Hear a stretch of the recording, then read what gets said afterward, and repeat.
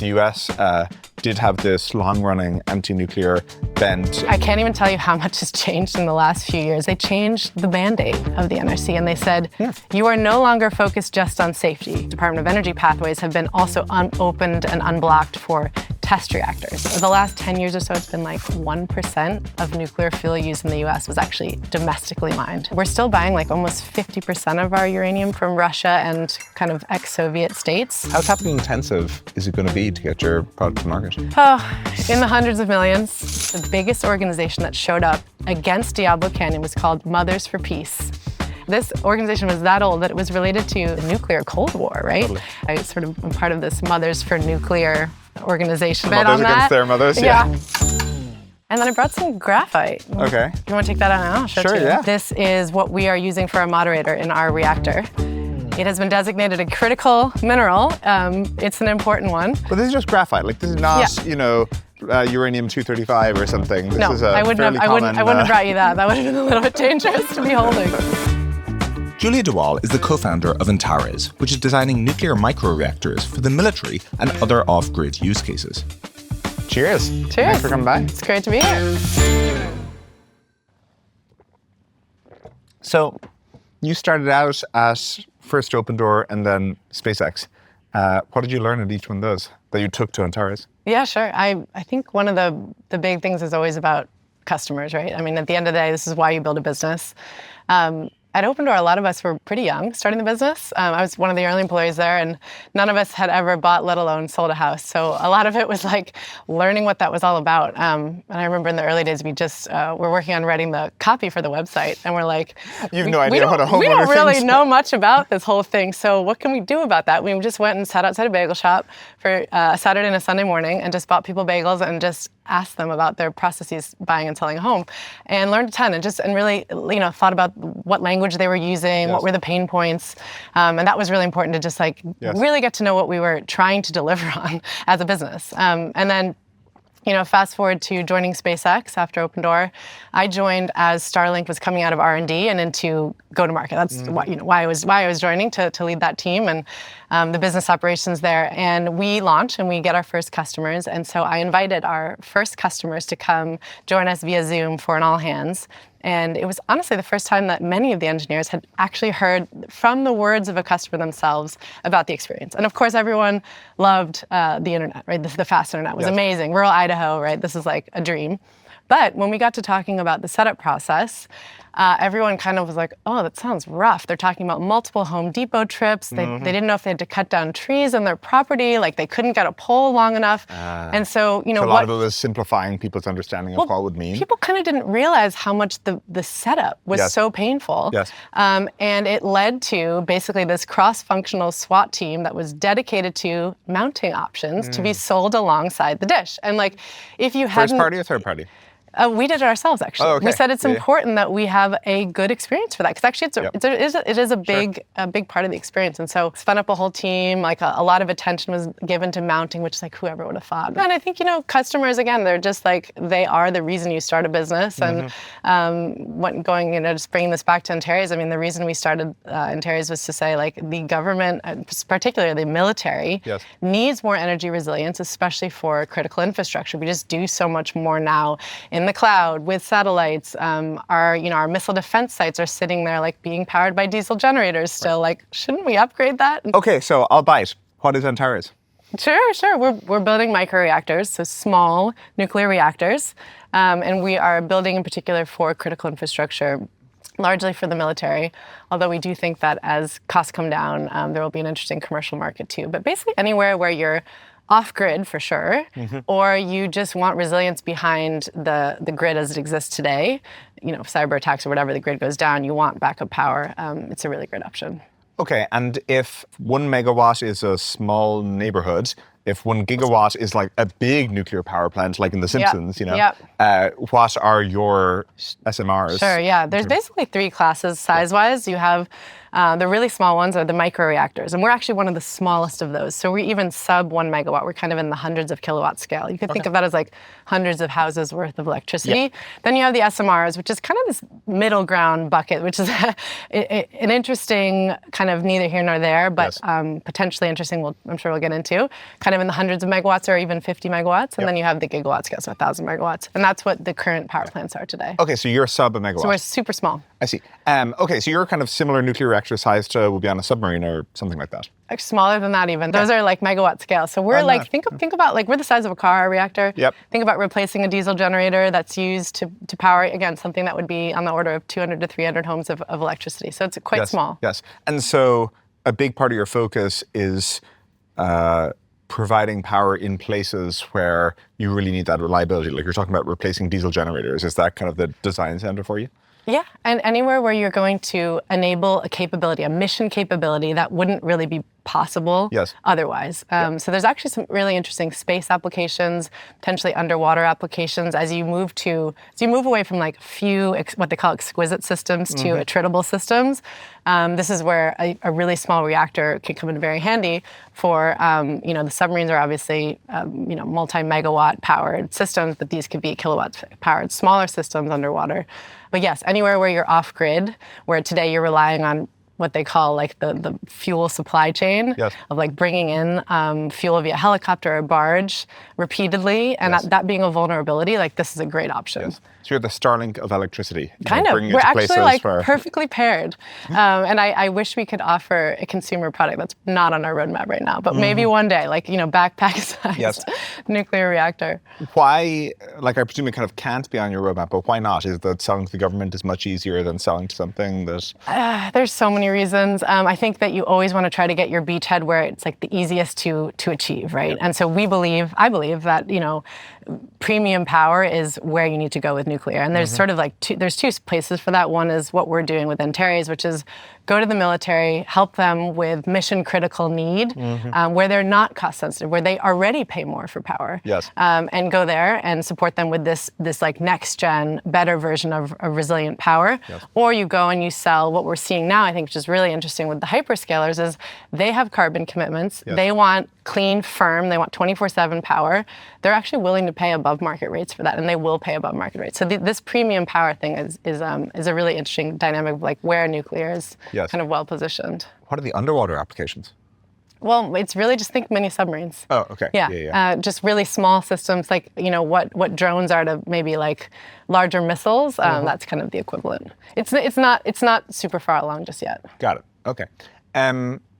What does the path look like between now and producing power for the military? I guess first in a pilot environment and then kind of at scale outside of a pilot environment. Yeah, we it's always what are the next milestones that you can do to prove your technical ability and again raise more capital to keep going with your company. I think the biggest risk often to hardware companies is you don't get far enough along technically to merit additional investment. So we're thinking a lot about our milestones for reactor development. And so next year, our criticality test is kind of the first milestone. By end of 2027, we want to have our first demonstration unit demonstrated. And what's really exciting is like there's just so much good policy happening right now from the DOE and elsewhere that is supporting reactor tests and pilot programs. And so there's just like so much happening where they're opening up federal land. They're starting to remove some of those like NEPA type regulations that really just hold everything up. So there is a clearer path now than there really ever has been for reactor builds. Oh, we'll get to the regulatory side. I have a lot of questions, but what is your criticality test in 2026? What does that mean? Yeah, it means that you're testing that you can actually start your reaction. So like you've figured out the right amount of kind of like moderator to fuel, and you start it going critical. You don't have it like continue on for a while. You don't typically have a power conversion system that's actually taking the raw energy and turning it into electricity. So it's just one of those like initial tests. Like, can you start to put all your pieces together? And when do you, the fusion guys are all focused on this, producing more power than you put in. I know that's different. That's a fusion thing. But yeah, when do you actually produce power in producing your power roadmap. will be like your first reactor test. It's like, can you do the whole shebang? Like you can get this thing up and running, it's producing power. And that's what we're aiming to do by the end of 2027. Oh, wow. That's like pretty soon. Yeah. What does the market look like for these small reactors? Who are you going to compete with? Well, the market for microreactors is one of these ones where it's like, well, there are no microreactors today on the market to just like buy and use. Yes. So what do you think they're going to be, right? And so I think the first and foremost, it's going to be the most critical assets where you just like cannot have them go down, Yes. which is why the defense is the perfect first market for Yes. it. And so it's going to be all of your critical infrastructure on every single base that there is. Obviously, you'll start with the most critical of critical missile defense sites and off-grid locations, things like that. And that's kind of defense. Yes. Then as you think about commercial, basically you have to see where the cost curves gets you to. Yes. Like how cheap can it get? This is just like space, right? It's like those first expensive launches into space, like that better have been a really important thing you were putting up there, right? But now that launch costs has come down, you can start to be like, oh, what else could we do? That Yes. we can do some more stuff that's like maybe not so mission critical. Yes. And I think we'll see the same thing in the commercial industries.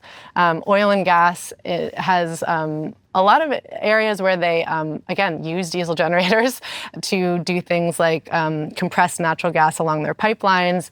And they actually have carbon commitments, which are really interesting, that they're like sort of thinking about, Yes. ironically, right? Can they move towards some more renewable or nuclear type resources? So I think there's going to be some commercial applications there to mining, for Yes. example, to like anything that's just like off grid, Yes. hard to power today, Yes. really hard to get fuel into. It's perfect market. Yes. You're probably following the US military. There's all these controversies right now with people talking about fuel quality and fuel contamination issues in Asia, I think it is. But yeah, presumably places where you are worried about fuel availability at all times and ensuring that you constantly have access to fuel, that is the place where there will be the most pull for these solutions. Like Yes. that's where generators work worst. Yes, versus yes, and you know, there's a famous defense quote. I think it's "Unleash us from the tether of fuel," which means just like, gosh, the logistics supply chain has been such just a challenge. I mean, it was 50% of the Afghanistan casualties were from just logistics. Yes. And so, you know, having situations where you can kind of reduce that risk. Yes. Helps, and it's a great kind of market fit. Yes.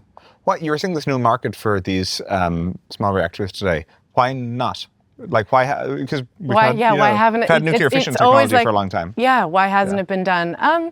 Gosh, there's so many reasons. I think there was just a macro, really negative climate around nuclear in general. So it impacted anything small as well, Yep.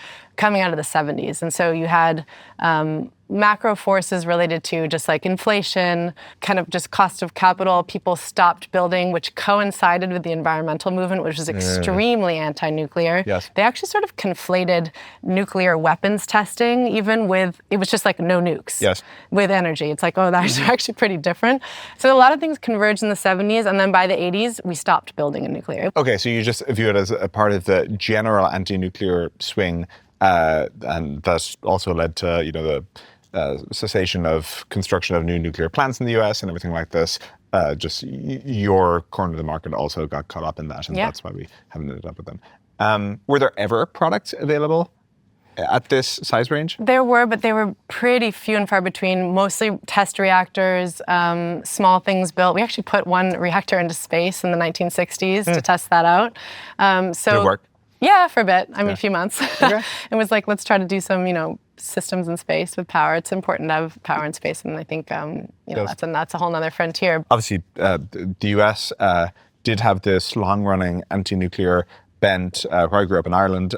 Similarly, Same. there was the exact same thing, and Ireland was very paranoid about a particular British nuclear power plant, Sellafield, that was just across the channel from our across the Irish Does Sea. Ireland have? I don't actually know. Does Ireland have nuclear? Ireland has no nuclear power. No. Yeah. The UK does, France does, Ireland does not, and I believe it's banned. And so it Interesting. can't per the current rules. There's actually many states in the U.S. that have bans as well, but they've just been falling left and right. It's so cool to see. Well, I was going to ask this. The vibe has really shifted over the past 10 to 15 years. Yep. Why? I mean, honestly, it reminds me of gay marriage. I mean, and if you look at the polling, It came from the youth, right? It definitely comes from youth for Yeah. sure, but it's like it just kind of, enough things add up and it just swings and no one ever looks back type of thing. That's how it feels. The percentage point change we've seen in the last 5 to 10 years is almost 20 points. I mean, it's like 17 points or something. Yes. So it's 60+% of people support nuclear.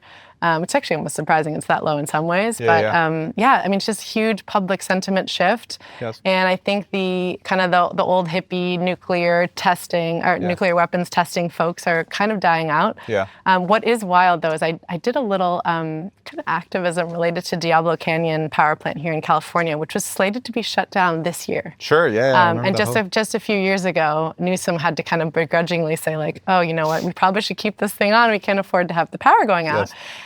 But I listened in on some hearings. I actually gave some testimony there. And it was so funny to me. The biggest organization that showed up against Diablo Canyon was called Mothers for Peace. And it's like, do you understand the irony of your name? This organization was that old that it was related to like the nuclear Cold War, right? Totally. And it's like, gosh, we've moved on. We were joking because I sort of am part of this Mothers for Nuclear organization that's like just like tongue-in-cheek a bit on that. Our mothers against their mothers. Yeah, our mothers against their mothers. And it's just funny how old school a lot of that opposition is. Yeah, so I guess there's a science advances one death at a time dynamic going on here, whereas the memory of the 1960s and peak nuclear confrontation and 3 Mile Island and all these things, as all that fades, maybe it creates an environment where people can be more supportive of nuclear. Yeah, absolutely. Yeah.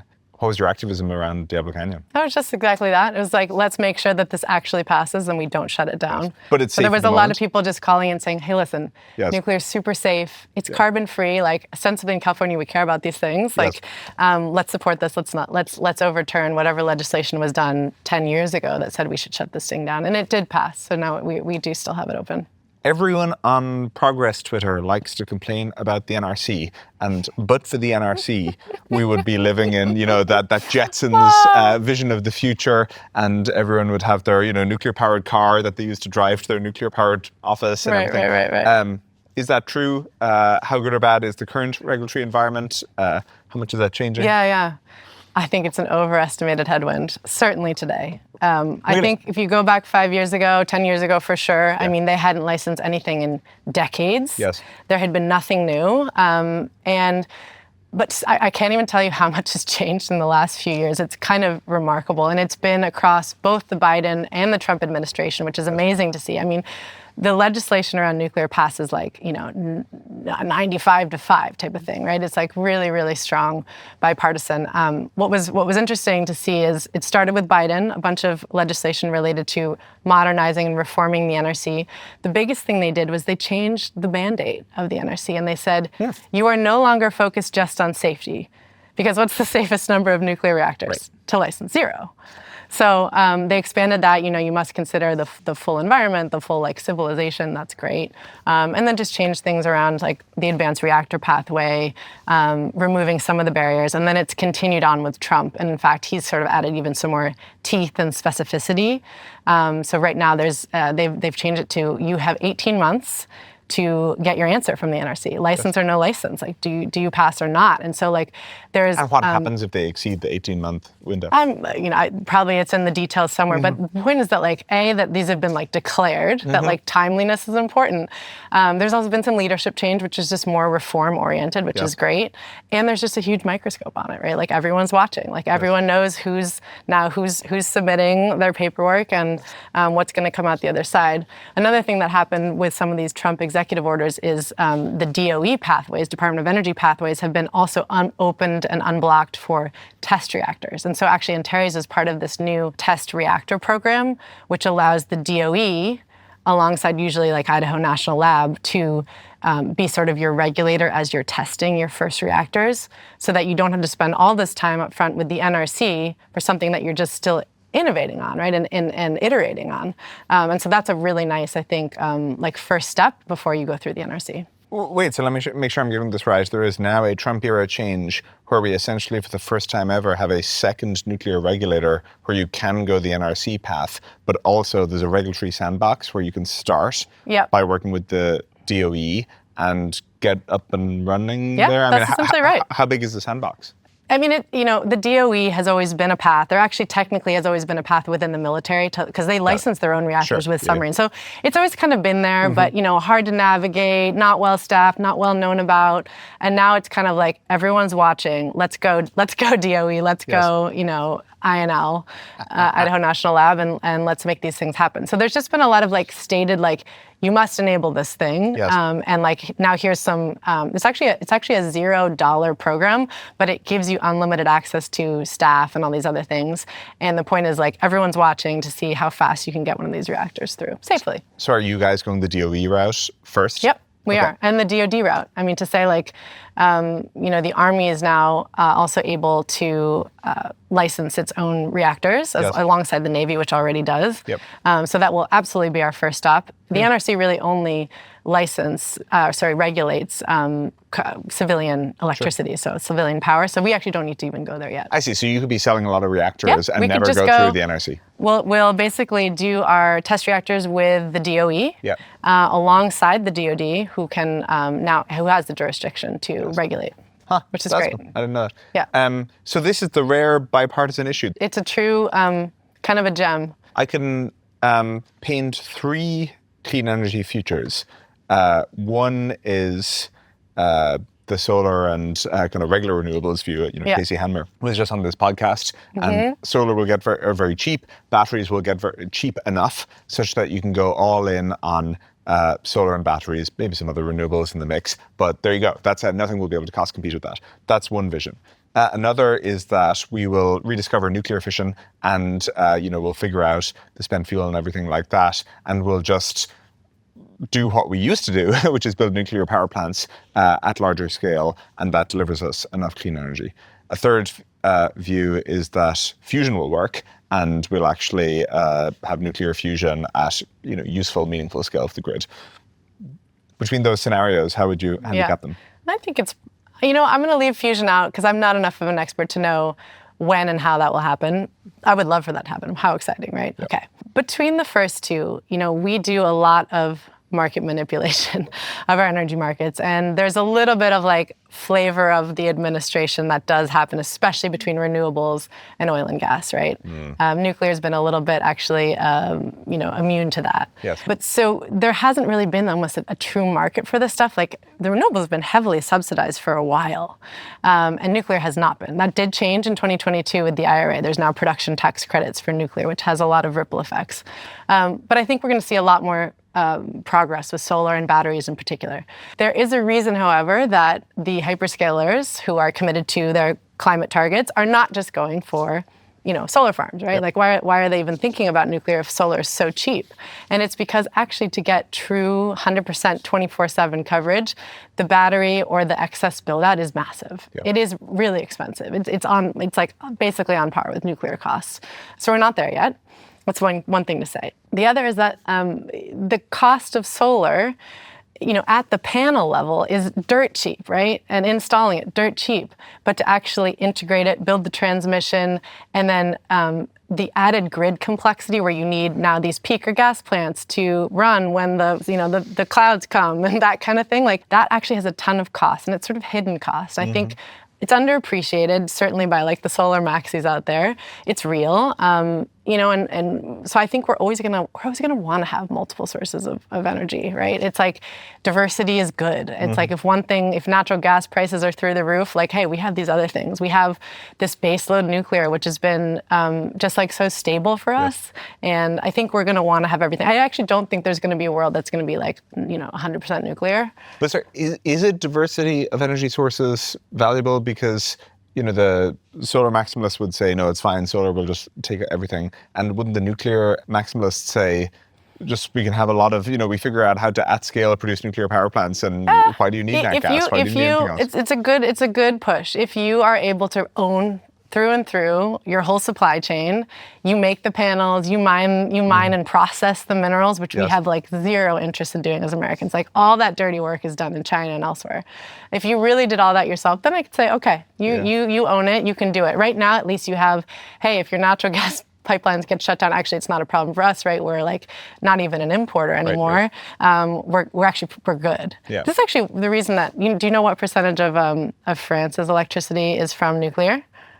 Well, it's declining, right? But it historically has been around 70%. Yeah. Yeah. Do you know the US? US for nuclear, it's small. It's 5-10%? It's actually more.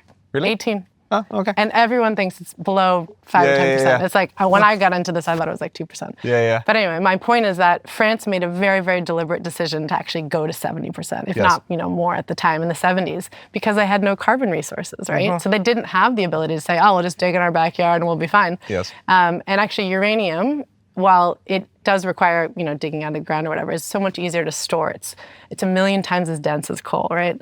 So it's a lot easier to work with than, the reason people get uptight about oil and gas supply is that it's like not easy to store. And if it's not easier for you to come by, like you better well have like good geopolitical relationships. Yes. So anyway, this world and where it's headed, I think it's still going to involve multiple sources. Yes.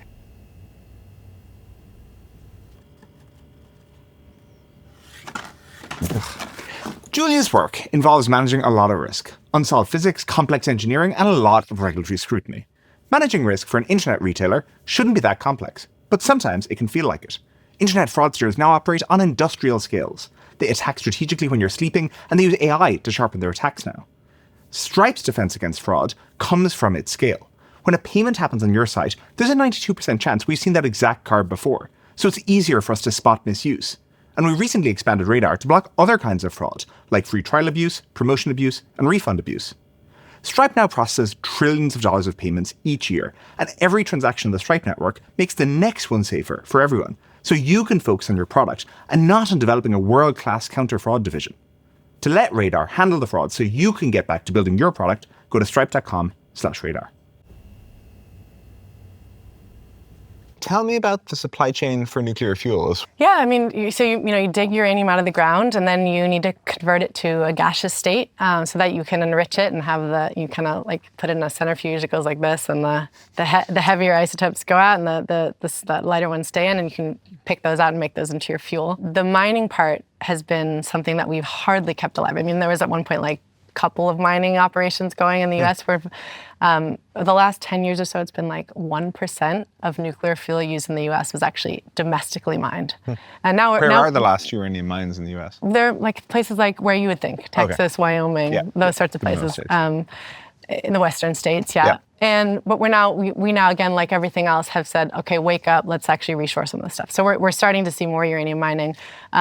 Conversion and enrichment is still largely done overseas. And we're still buying like almost 50% of our uranium from Russia and kind of ex-Soviet states. So I think it is important that we're thinking about like, how do we have far more of a domestic supply chain? We have the ability to do it. We have the uranium. And actually, there's a little bit of Silicon Valley DNA entering the space with General Matter, which is Scott Nolan's company out of Founders Fund. So he's getting into the enrichment space. And so they're a uranium enrichment company? They are an uranium enrichment company, which is like real picks and shovels for a real hard, atoms business to do that. But I think it's really meaningful work. I think it's really important. Do you care more about the mining, the enrichment happening in the US, or just there has to be, an independent supply chain for the whole thing? I think you just want diversity. You don't want everything from one place. And I think we do want to have capability. So I think all of it should be at least partially done here and with our allies. How did you end up starting Antares? Gosh, I mean... mean... most people do not happen upon No, this, you don't kind of really idea. happen upon it. I was working at SpaceX at the time when I first started reading about nuclear. And it was when I was actually working on getting Starlinks into Ukraine. So after Russia invaded Ukraine. And I just started like reading more about the conflict there, probably more than I normally would have, because I was actually speaking with Ukrainians and like thinking about what was going on there. And I was a history major, so I think there was just a little bit of like, geopolitics, resources are important. Russia has a lot of resources. Randomly, my cousin is the CEO of a glass factory making like literally glasses like this. And he's like, we're going bankrupt because of energy prices. And you're like, golly, what is going on? And then I read about Germany and the nuclear power plants they were shutting off to turn on coal in a place that is like Green Party crazy, right? Lost their minds. So I was like, what could be so compelling that someone would do something, so counter to their own good, right? As a country, as a nation. And and at the time, again, I knew nothing about nuclear. I didn't know the difference between fission and fusion, honestly, at the time. I certainly didn't know that it was a pretty big part of our grid and other things, but it just was one of those like completely under-celebrated, under-championed by anyone. The climate people really weren't into it either. And so it just kind of got me curious about it. And then just started reading more, wrote a piece that I posted on Twitter. And it's actually how I met Jordan, who's my co-founder. And he's the one who actually had the vision for microreactors for the military. And I just said, what a great beachhead, like, again, premium power, great thesis to go to market with. I just really got into the topic. How do you arrive at that as a beachhead?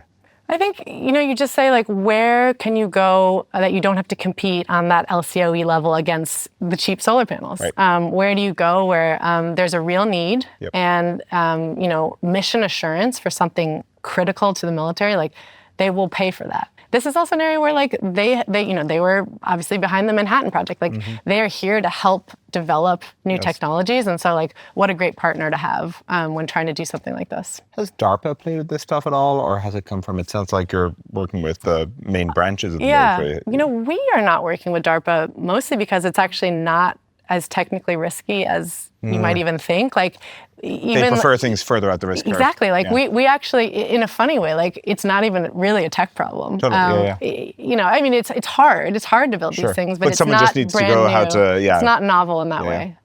That's interesting. Yeah. What lessons have you brought from your prior experience at SpaceX, at Opendoor, to building Antares? One of the things I really took away from SpaceX was just, like, really getting into it. It's a very confrontational culture. And it's not afraid to say, like, screw your next meeting. Like, we need to keep talking about this. And I love that. Like, I want to bring that energy everywhere I go. It's like, if you are unsure about something, if you're questioning something, you should probably, like, stop and, like, dig into it. We had this thing called the 5 Whys. I don't know if you ever use this at Opendoor. It's like one of these Silicon Valley little quips, but it's like that on steroids. And I think, like, that the pausing to, like, probe super deeply, question things, like, really hash things out, was a big takeaway. I learned, like, wow, it's really effective at like getting to the right answer, at making a decision, at changing course when you need to. And so I've tried to bring some of that to Antares. Investors are hot and cold on hard tech, depending on when you're raising money and everything like this. Presumably there's a J curve in investing in Antares where there's definitely some R&D before you eventually start paying it back with revenues. Just how is the experience of raising money for this? It's going to get harder. I think it hasn't been hard to date, only because there is interest and excitement around nuclear. There's, it's also just fewer dollars in the beginning. You're kind of like honeymoon phase of all of that. I think it will get harder. I think the time's a ticking. Like, it's like, okay, let's see your next technical milestones, this criticality test, obviously the full reactor end of 2027. I think it will be challenging, and there are several reactor companies out there, so it's a bit of a race. I think it's going to be fun. I mean, I wonder what Polymarket would have to say. Several reactor companies out there, even at the end of the market that you guys are going after. Yeah, everyone has their different niche, right? I think our niche is again, the smallest, the most DoD oriented. There's a lot of microreactor companies or SMR, and I'm doing this because it's like, are they SMR or microreactors? Anyway, that are going after data centers and the data center build out, which is an amazing market. I mean, amazing. I think people will pay a lot more. Again, going back to the premium power point, they will pay more for power for this. Not exactly our target market. Right, that's what I mean. So your niche in the market, it seems like you guys have selected a part of the market where maybe there's less competition. There's still some people going after the military applications. There always are. I mean, if you have a good idea, there's going to be a few people working on it. How capital intensive is it going to be to get your product to market? In the hundreds of millions. Okay. Yep. I think what and it depends on what you mean by to market, right? So I think our big milestones, like, can you build a reactor, prove it, turn it on, it's producing power? Then I think you can think about interesting layers of capital in terms of pre-orders for your reactor. This is going to be my next question. When does the money arrive? Yeah, exactly. Bigger government grants. So we're kind of still in the like hundreds of thousands of single-digit millions of dollars of grants that we are getting right now. But you're moving into the tens of millions of dollars R&D grants, and then you want to eventually move into that kind of like program of record, real dollars. There's a really interesting program right now that the Army has put out called the Janus program.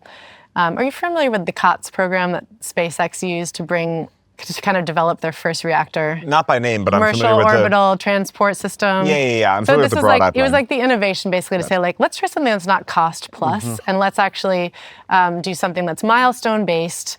And we'll cut you if you don't hit the milestone, and it's fixed contract. We're not just going to pay you for whatever. Yep. So anyway, the Army has taken that model a bit, and I think used that as inspiration for this Janus program, where they're saying we're going to fund up to kind of 3 to 5 companies to build their first prototype alongside us, kind of at a base. Yep. And then we will kind of choose a winner, and we want to build 5 to 10 reactors, if not more, on bases. And so they're like, the demand signal now is hot. And so this is great for our future fundraising for the industry in general. It's like very, very good demand.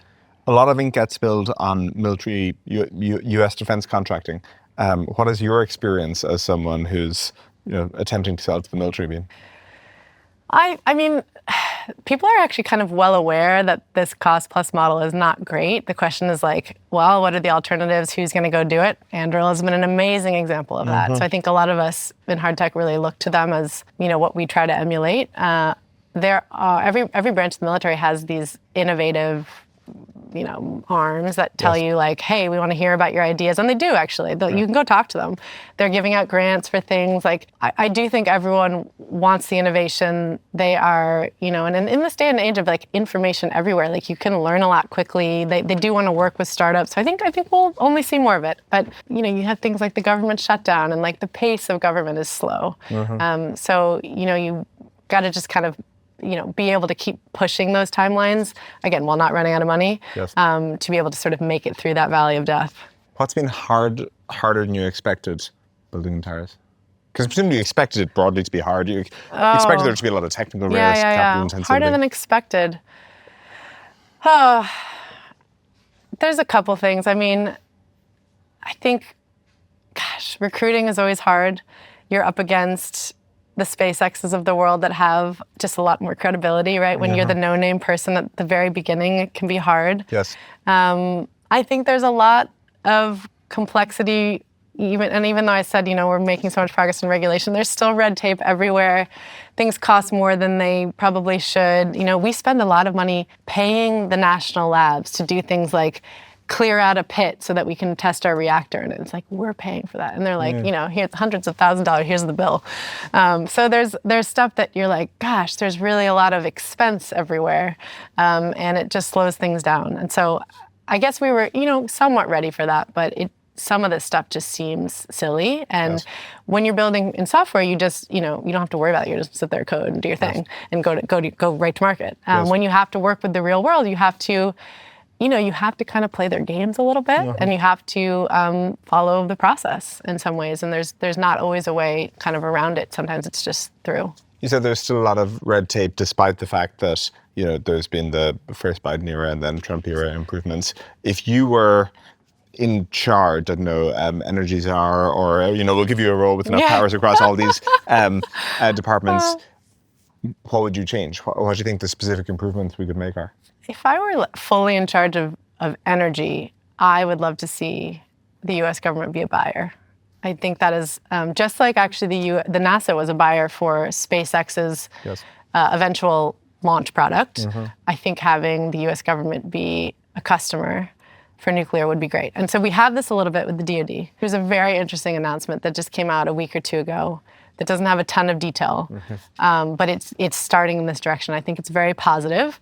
I'm a small government person, so I don't say this lightly, but I do think there are certain things when it's national security related and things like energy resilience, like there should be public-private partnership. Yes. But anyway, the announcement is that the U.S. government now wants to spend $80 billion on nuclear development alongside Westinghouse. So they basically chosen the technology. And I think that's actually a good thing, because you don't want to you want to be able to build one thing and then repeatedly build it so that you're not reinventing the wheel every time. You actually have kind of economies of scale, like the learning curve that you go down from doing that. So I'm excited about that news. I think that's the type of policy I'd want to see more of. Yes. And we'll see how it goes. I mean, this is like the biggest ever commercial nuclear public-private partnership we've seen. And sorry, specifically they're buying from Westinghouse just a large amount of nuclear power? Well, it's a combination. So this is what I mean, like the details are a little fuzzy, but they've announced $80 billion. Mm-hmm. They've announced Westinghouse as the partner of choice. Not all those dollars are going right to Westinghouse.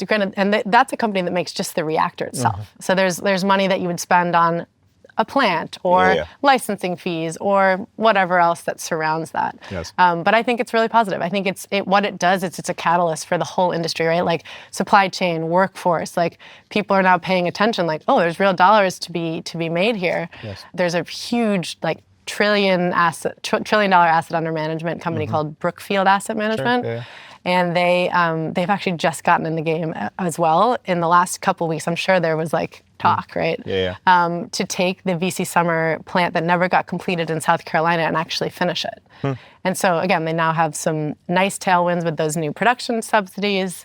They are partnering with the local utility and again, a local utility doesn't have the risk appetite to do this themselves, right? Or their balance sheet to do this themselves. And so there's some really nice, I think, market signal you get when the government's saying, we're going to spend $80 billion on this, that I think, it gets the rest of the industry moving.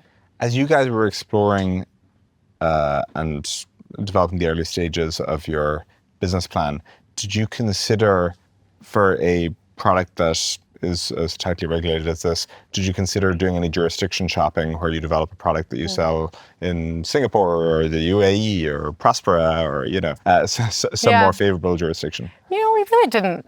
It felt like there was enough signal that we would be able to, get through regulatory, right, and see some positive change. There was enough basically demand signal within the US. And I don't know, we take pride in also building for our country, right? And it feels good to be developing something for our military and our allies.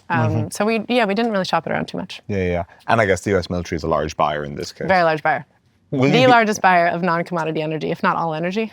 How soon afterwards will you go to, like I presume you want to do civilian premium power use cases like you're saying, an oil rig seems like the obvious one ironically, that it would be hard to get gas, but it would be hard to get refined, diesel or gasoline to an oil rig. Does that come right afterwards, or is that such a different ball of wax from a regulatory point of view that maybe it's like 10 years later? I think it's, you're developing concurrently. We're talking with oil and gas already, just understanding them, right? What do you need? Yes. What do you think you'd pay? That sort of thing. So I would say it fast follows, right? Okay. A few years later. I think it's going to be such a nice proving ground if we can make it through and test on a military base, for example, and get a first reactor live and get some revenue from that. Yes. Then I think it's like open the aperture pretty broadly for what else is out there. There's this movement towards re-onshoring manufacturing in the US, and various blockers people talk about to that between supply chain is difficult, and you've talked about in the fuel context, but also supply chain for manufacturing, talent and the roles that people go into and finding talent in specific areas. I'm just curious, what has your experience been of building a hard tech company in the US? Supply chain is, the bottlenecks. The supply chain is challenging. When you need to work with nuclear grade material and no nuclear plants have really been built, it makes for a very limited number of suppliers. Which means costs are higher. Options are just fewer. So like if they're not responding to your email, like, well, what are you going to do? There's only one other option, and like, I don't know, they're busy or whatever. So those dynamics are really challenging. The graphite that I brought here is actually from a Japanese company, right? No one's even processing that stuff in the US. And so you're literally going all over the world for these supplies. So that's challenging. Talent is challenging in the sense that there are so many options for hard tech in the LA region, right? So you need to have a compelling mission, but nuclear is compelling. So it's been challenging, but not in some ways. Like if you want to work at SpaceX and you love space stuff, and you want to be at that name brand place, we've lost you. But if you're interested in nuclear and being able to build from the very beginning, like that's a compelling piece. Yes. It's the Shackleton pitch, Yeah, of totally. high risk of failure, and that's the pitch that you're making. Yeah. No, I like that. What trends in nuclear should we be excited about right now? So the trend I'm excited about is bringing back online these recently shuttered plants because they don't take too much money to bring back online. And we've seen a couple big power purchase agreements where you have Google partnered with, I think, NextEra, or the Iowa-based utility to bring on Duane Arnold, which was shut down about 5 years ago. And then you have actually 3 Mile Island, the site of the infamous accident. Is also almost accident. Well, it was an accident, but it was not really a big deal. Like this much radiation came out. It was like this amount of a chest X-ray. Yes, completely overblown. Accident. That's being brought up back online, partnership between Microsoft and Constellation, I believe. So that's kind of fun. I mean, you're seeing like, let's go take these assets that are just sitting there that shouldn't have been turned off. Like bring them back online, bring them back to life, tons of power coming out of them. And we need it yesterday, right? Yeah, I mean, it's so striking, the big trend in the US right now being that grid demand was flat for the longest time. Like we were completely not adding power generation nor adding power transmission.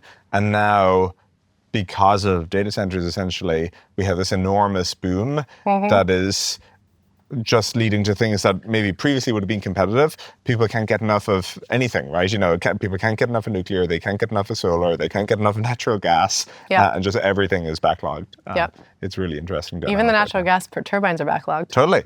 Multiple years. So across all the manufacturers. It is hard when something like this goes into one of these inflection points. And to your point, like it was less than 1% year-over-year growth for 20 plus years. And now it's like people are like, estimating 5% annual growth next year. Like, oh my gosh. Last question. What kind of culture do you want to build at Antares? Well, I think it's certainly one of excellence. And I think that means, delivering quality product. How you get there, I mean, there's a lot of ways to get there. You can have the combative SpaceX culture. You can have a less combative, maybe more, writing culture. They don't write that much stuff down in SpaceX. To me, that matters less, although I tend to be one for a working environment that is energized, positive, preferably. But I think ultimately, like, I would be proud to be delivering on an excellent product that can be delivered to market soon, right? And we can all go use. But okay, so you want the kind of results-oriented culture that results speak for themselves in a lot of ways. Yeah. Well, Julia, thank you. Thanks for having me.